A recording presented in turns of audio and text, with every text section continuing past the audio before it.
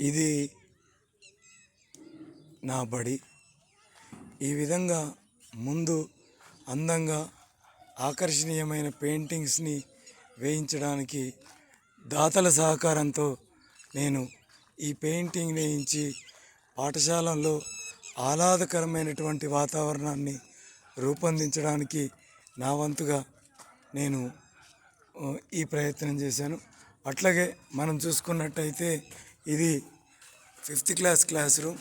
ఇలా ఈ క్లాసులో టీవీని మరియు సీసీ కెమెరాలని, తర్వాత ఈ బెంచీలని దాతల సహకారంతో అందించడం జరిగింది. అలాగే మనం 2nd క్లాస్లోకి వెళ్ళినట్టయితే 2nd క్లాస్లో కూడా ఇదే విధంగా దాతల సహకారంతో టీవీని మరియు పిల్లలు కూర్చోవడానికి కావలసిన ఫర్నిచర్ని అందజేయడం జరిగింది. అలాగే మనం దాతల సహకారంతో ఈ పాఠశాలకు సంబంధించిన యూకేజీ పిల్లలకి కుర్చీలు, అలాగే ఈ టీవీని మరియు 24 గంటలు అందుబాటులో వైఫై సౌకర్యాన్ని కూడా పాఠశాల విద్యార్థులకి కల్పించడం జరిగింది.